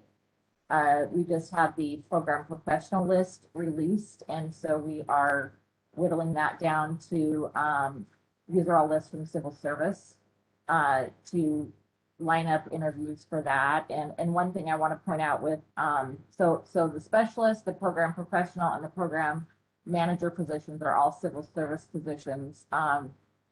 This is all very new for me, so I'm not used to the civil service process, and I'm learning a lot. But one of the things we're running into is that some of the lists that, like, the professional is a brand new list because we just did a recruitment for it, but the specialist list has been out there for at least 18 months. So what you find is that you reach out to folks that had tested for a position, you know, that long ago, and it's not uncommon for them to have accepted a different position in that time since when they first tested. So, and that's really isn't anything we can control at this point. And then on the other side of that is that, right now, civil service is, you know, they are really, backed up so that putting in requisitions for, recruitment of new positions is about 4 to 6 months out. So, so that's another challenge that we're running into. But we're just gonna keep going. We only need, you never know who's gonna be in the mix. So, we're staying optimistic. We do have, 12 candidates at this point for the CHHS director position, which would be an exempt position.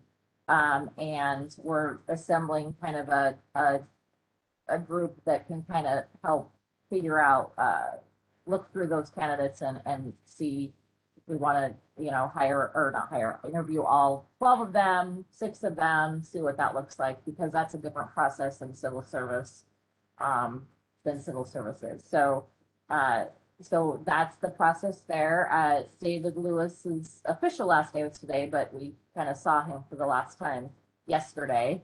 And so we're continuing to work with the team to, just to evaluate and assess what needs to get done and how we're going to get it done. So we're in the process of that. Betsy, you can add to this. I'm just mentioning this because, it's part of my other world a little bit, but, the Community and Economic Development Director, was appointed this week. Obviously there's a lot of crossover between, you know, the economic development and different things around affordable housing and all that sort of stuff. So, Stephen McDonald is his name, and Betsy, had the opportunity to sit through a panel interview with him and was impressed, and Betsy did the same. So, Betsy, I don't know if you want to add anything about, Stephen's, A welcome addition to the city. His experience, which was pretty vast, coming out of the LA area, I think will just give us some new ideas of how to do things and how to bring together some more partnerships. Because I think that's where we really want to go, that we don't have to solve all these issues by ourselves. We have a community that we live in. So I'm excited about him coming, and he starts on September 20th. Yep. And then, also we have, hired a communications manager for the Neighborhood Housing and Human Services Division. And he will start, his name is, Brian Walker. He will start, on September 20th as well. So, so communications about what's happening in HHS, which obviously includes CHHS, will start to filter through him as well, once we get him kind of on board.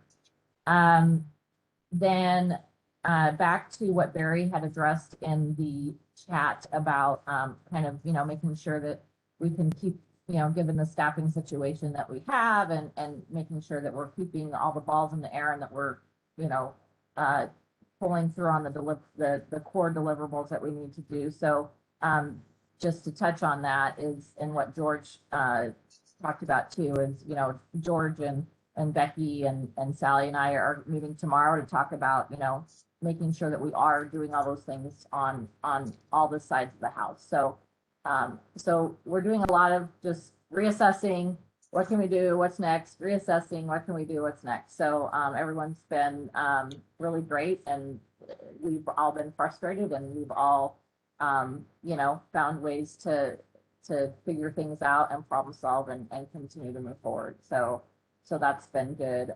Real quick, I wanted to touch on the isolation facility with the COVID isolation facilities. There was a little bit of, I'd say, communication challenges with what was happening with the isolation facility that was being operated out of the My Place Hotel in the Valley.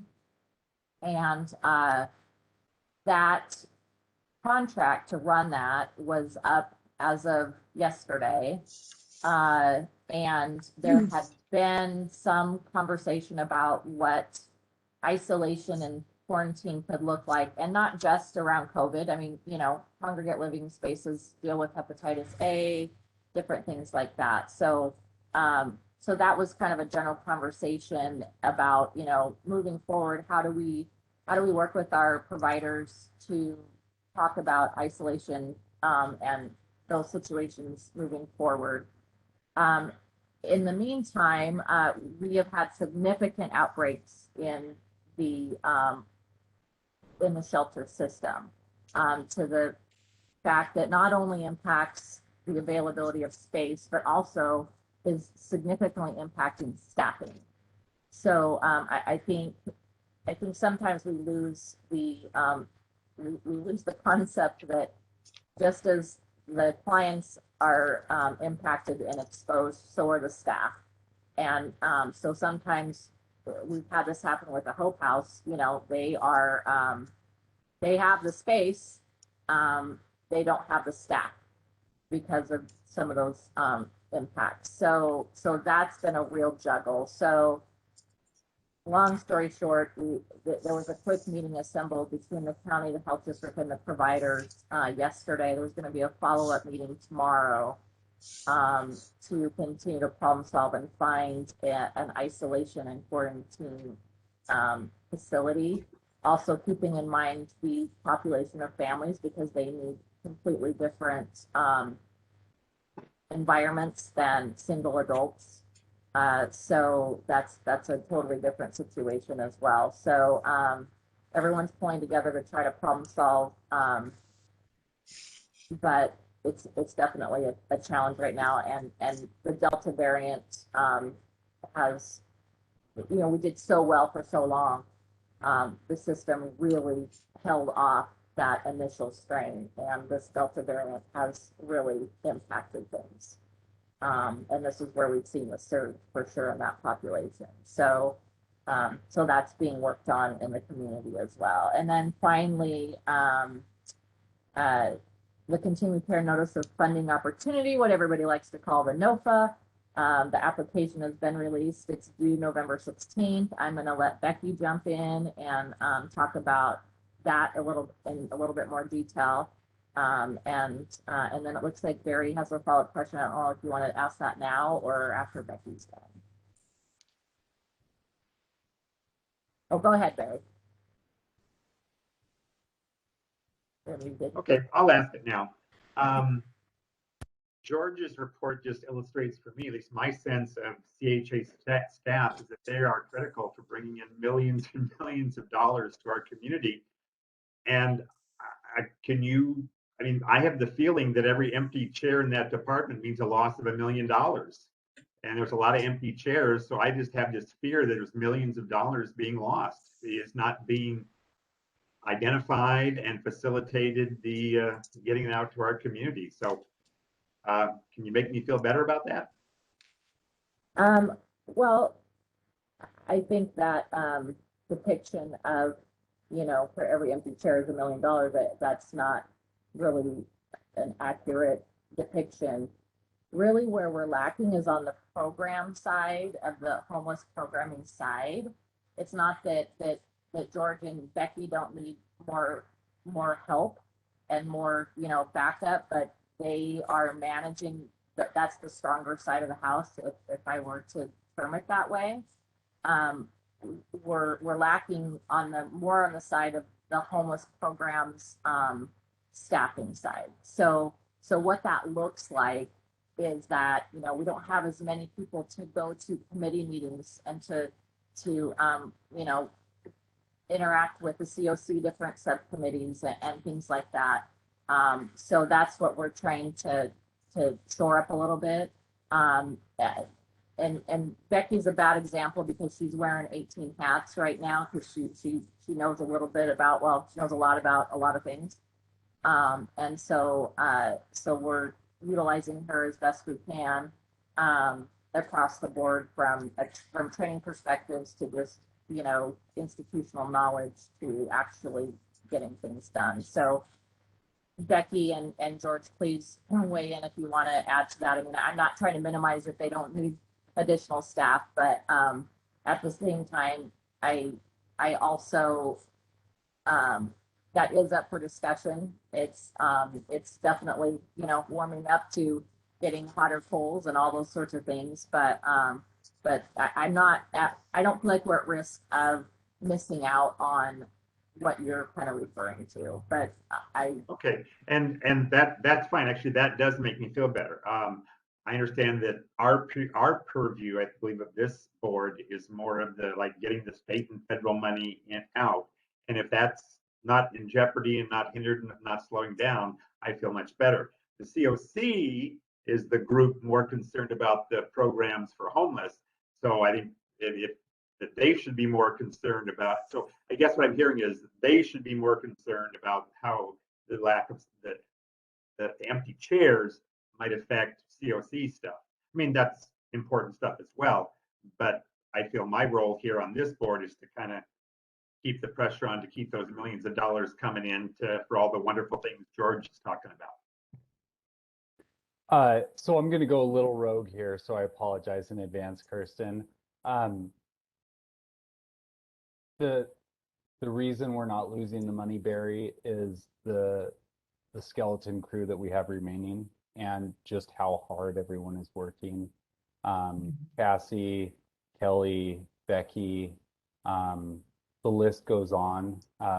We're so very lean, and folks are breaking their backs to try and cover the deficiencies. So yeah, it's hard. It's really hard for everyone right now, but fortunately, the people that are here, we're not just cogs. Like, we really care, and we're really committed to our community. So so I think that, I mean, there is a limit on to how many buckets of water you can carry, but we're all working really hard, and yeah, everyone that's left remaining, like the work doesn't go away when people go away. It just gets absorbed into more staff. So yeah, the team's to be commended for their efforts. Totally agree. And when I get emails from staff, I email back, thank you for your work and thank you for not quitting. And I mean that. Yes. I don't know if you've gotten one of those yet, George, but I've sent many of those to staff people when stuff comes my way. Yeah, I agree. Kirsten, I just have one quick question. The contract with my place expired yesterday. Was there not a way to extend it at least until there was people could figure out how this was going to be addressed? Because we are in trouble. I mean, the reality of this Delta variant, I don't know anybody who doesn't know somebody who's really, really sick with it. What? Oh, go ahead. So that isolation shelter was set up by the regional health district. Right. They carried the contract, they paid the bills. And serving on that board, this was discussed back in July, but they were fixed on closing it because that had been paid for with CARES money, and there was no other resources. And at the time, the variant had not exploded to the point it is now. So really, it's coming around to a funding source. Are we all going to step up and put money in to pay for it? And in my observation opinion, that's where the rub is right now. So But the reality is, Betsy, and I know this is we knew that this Delta variant was coming. We knew that there was going to be an impact. I mean, we've watched it across the, if anybody's surprised, they're just not paying attention. When you have a low vaccination rate, not making a statement about that, but when you have that, then you end up with a lot of sick people. And I'm just sad that we're not thinking ahead. We're not anticipating. And I worked public health, so I'm sorry. Worked at HIV/AIDS, was really involved with a lot of that. Anticipating what's going to come just seemed to me, I'm just sad and frustrated and concerned. And I'll shut up. And I I would could, add to that an additional challenge is a lot of other communities are utilizing hotel space. We kind of missed that window. Well, we had my place, but to try to find a hotel that is willing to do this kind of work and then also staff it, because this isn't just normal staffing. This requires medical staffing, and we can all imagine. So we're really in that hard place of, you know, funding is one issue, a facility is another issue, and staffing that facility is a third issue. So it's the trifecta of the Bermuda Triangle. well, and I could, if I could, I won't speak on behalf of the county commissioners nor the executive leadership who have been involved in meetings with the city and others.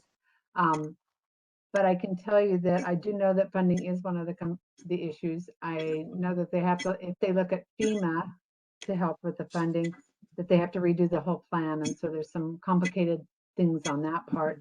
I do know that I've been involved just with side conversations and meetings with our CEO in regards to that. I know they've been looking at least 3 locations, including our building, where Hope House was located on our lower level. And so I know that there are other locations they're looking at as well too. And so part of it is the medical director for Spokane Regional Health District has to identify the location or locations. So I know he's toured our building and probably other locations as well. So that's kind of been in process over the last couple of weeks at least. In addition to that, as far as funding, Tim Crowley from our team was contacted by Department of Commerce with regards to an opportunity to go after the COVID-19 CB2 grant. We were offered it in March, but we had a very short deadline, and the only agency we had time to make contact with did not feel they had the resources to do anything with it. So we had to forego on it. So we were given another opportunity recently to go after it again. And because we'd been in these side meetings on the isolation and quarantine facility, Tim asked if we could use the funding for that purpose. And they said we could. Okay. So we immediately asked Scott Simmons from the Spokane County if he wanted us to go for it, because we usually go before the commissioners and have to get all that approval, and we knew we didn't have that kind of time. And so he consulted with them and advised us to go forward and apply. So we are in the process of applying, but it's not a quick fix because it's CDBG. We have to go forward with an amendment, substantial amendment to our, or I don't know if it's a substantial, but an amendment to our annual action plan, and it has to go through a public hearing. And so we won't even get our application submitted until around October 8th time period. But DOC is working with us. They extended their deadline because it was due September 30th. And so what we're trying to do is get everything lined up so that once a operator is selected and a location is selected, Spokane County could utilize the funding from this source to help. And it's almost 500,000. So hopefully that helps a little bit with kind of some of the background things that are going on. I don't think anybody's been sitting back, not focused on this. It's just a lot more complicated than people might realize.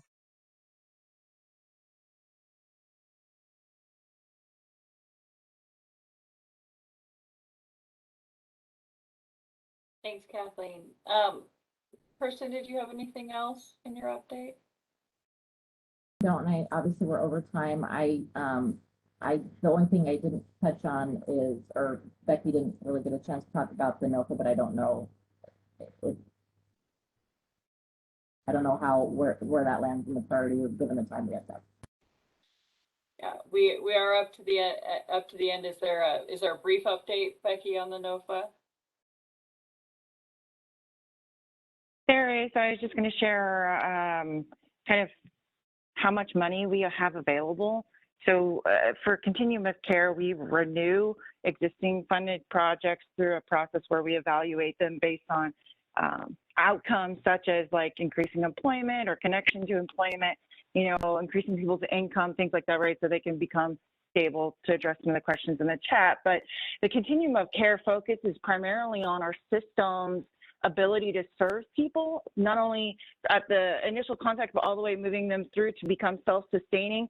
So we focus on a lot of our community strategies and how we get from point A to point B for that client. And so it's a pretty involved process, but under the NOFA, there is available to our community, there's a COC bonus that's $203,218. There's also a DV bonus under this opportunity, and for our community, we have the ability to apply for up to $516,017. Overall, as a nation, what's available for the program itself that they've put out is $2 billion. It's $2.6 billion. It includes $77 million that's for the young. It's the YHDP. It's the young.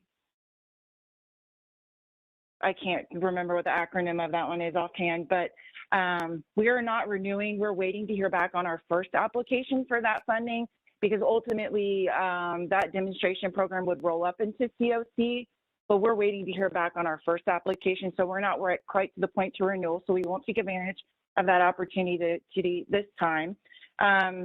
Total under the NOFA, there's $102 million that's specifically to serve those who are actively fleeing domestic violence or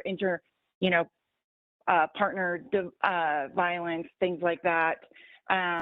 We have the ability to expand existing projects and add on some of those DV bonus funds to serve targeted pockets of population that may access a program that's not traditionally DV focused. So there is a lot of flexibilities with COC money, and we'll have the ability to apply for new projects or expand existing projects.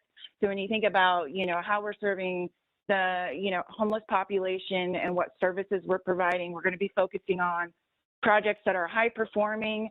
There's also an emphasis in this NOFA around what our community is doing for our racial equity, and did we do our needs assessment there, and how have we implemented those strategies? That's something that we're working with the COC board to make sure that we're able to at least take advantage of having a response for that question, because we need to do some work there, to be quite honest. And so there's additional lens and focus on how are we partnering with healthcare agencies to leverage those resources, not only for their funding, but also those services for the clients directly, right? Because COC says we're the backbone, but we expect you to leverage all of these other resources. And so additionally, they're expecting us to bolster how we're working with our housing authority. And as many of you know, Pam Peets is on the Continuum of Care board. She used to be the chair of it, but it's how are we partnering? How are we leveraging those vouchers for our continuum of care projects, which we already do that in a lot of ways. But we have a lot of emphasis on how we're addressing COVID-19 as well. And not only how we addressed it in 2020, but how are we planning for the future, which many of you are talking about. How are we addressing moving forward?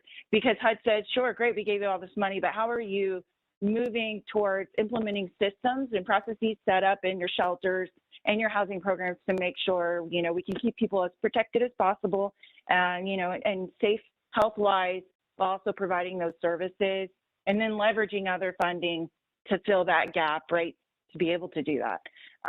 So it'll be an interesting NOFA this year. We're going to be leveraging a lot of external partners, as we always do. but especially for specific topics where we need some additional information. So those of you who are on the Continuum of Care Board or participate in a committee, please do look out. You'll be hearing from, staff about different topics that we need some additional help with responding to make sure we can get as many points as possible, because ultimately that impacts how many projects will get funded at the end of the day. That's a very brief, high-level update. Happy to answer any questions. Thanks so much for that, Becky. Does anybody have any questions?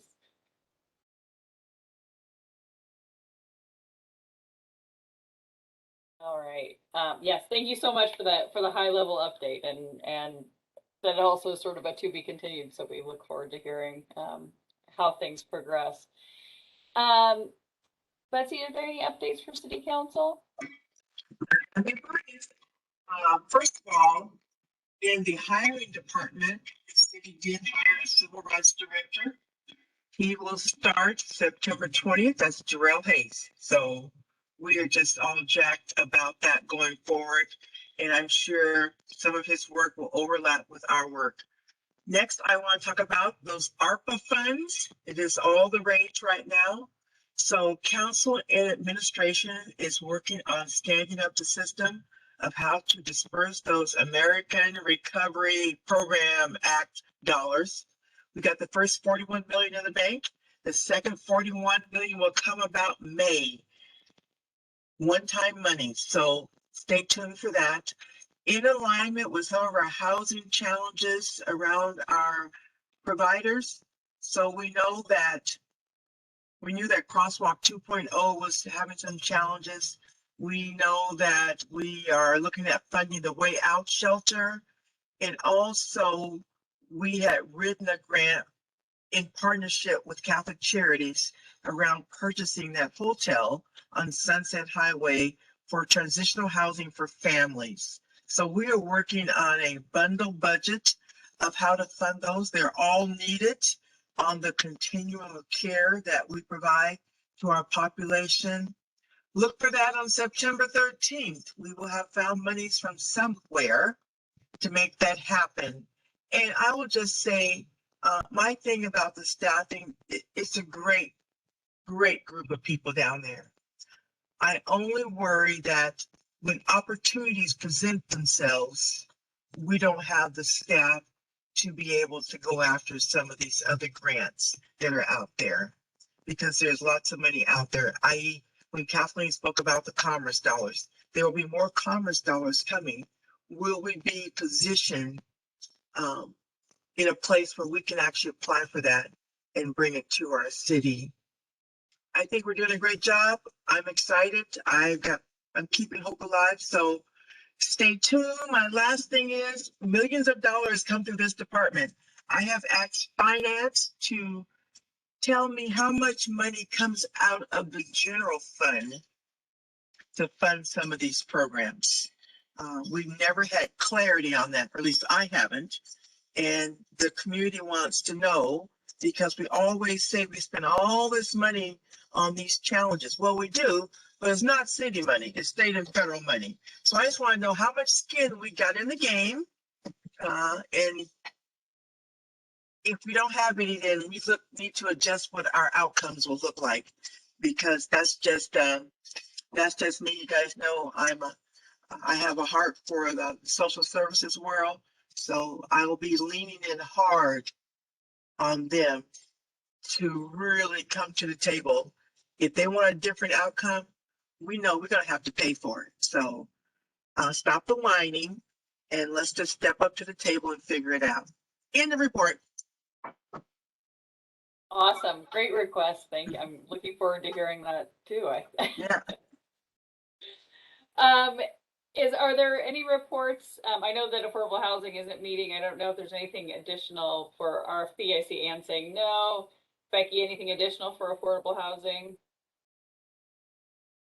No, but I did share the email out with the Affordable Housing Committee about, and I'm sure many people have heard it in the news, that the House is going to be deciding on that infrastructure bill that's going to end up being additional funding for things like tax credits and vouchers and things like that that will supplement, all of the other funding that they're putting out for like development and rental assistance. So it's an additional tranche of money that they're working through now. So if you're interested, I can forward that email. I've been seeing kind of some updates about it, but I can share that with the group as well. That's the only other bit of kind of legislative information I would share. Great, thank you. Thank you so much, Becky. Announcements, for the only announcement I just want to make is in case anyone didn't get the email, Councilmember Kinnear and others are requesting a study session, virtual study session on Thursday, September 23rd, inviting members of former and current members of this board and the Continuum of Care board. I think as a sense to sort of try to get helping council get their arms around everything, all the different moving parts and what's going on. The request was for us to send emails if folks want to be invited to that. It's meant to be sort of a big roundtable where people are able to speak up. My intention was to send the board's emails, the city emails, unless any of you reach out and say, no, I really don't want to participate in that. And, you'll get the invite. You don't have to participate in it. But I was just going to go ahead to make sure that everybody on this board, the current board members, got an invite, if that's okay. Again, that's on Thursday, September 23rd at 11 a.m. and it will be virtual.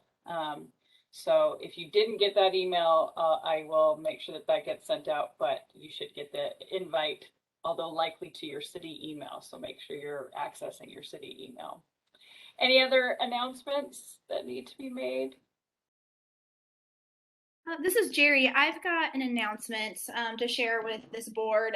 So I work for Empire Health Foundation, and we have an initiative right now called Equitable Economies, and it is intended to help communities and community organizations who are historically under-resourced, underfunded, and marginalized in one way or another to help them access ARPA funding. And that is through grants to connect them with consultants like grant writers, strategic planners, community facilitators, to help understand what's available to them and then to go after those funds. So if you know organizations that might be interested in applying, or if you know consultants who are interested in into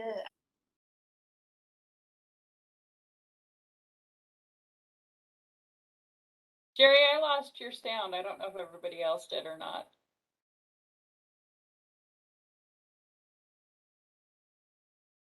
Well, darn, that sounded like an exciting thing. Maybe we'll reach out and have Jerry send us all an email about giving us the details of that after this meeting. All right, and Kirsten, I see in the chat a rent assistance update coming next week. That sounds great. So, again, make sure you have access to your emails. Anne? Jerry just said her computer died. So just have her send us, I think we're just going to have some updates. It's a little busy time going on right now, so be checking your city email for some important updates and other opportunities. If there is anything else, thank you all so much for staying. We're usually really good at ending on time, if not a few minutes before, but we had turned out a lot to cover today. So thank you all so much for staying. I think we still have quorum. So if I can get a motion to adjourn, that would be great. Thanks, Betsy. A second. Oh, Catherine Berry. Okay.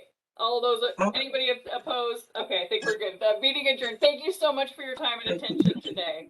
Take care.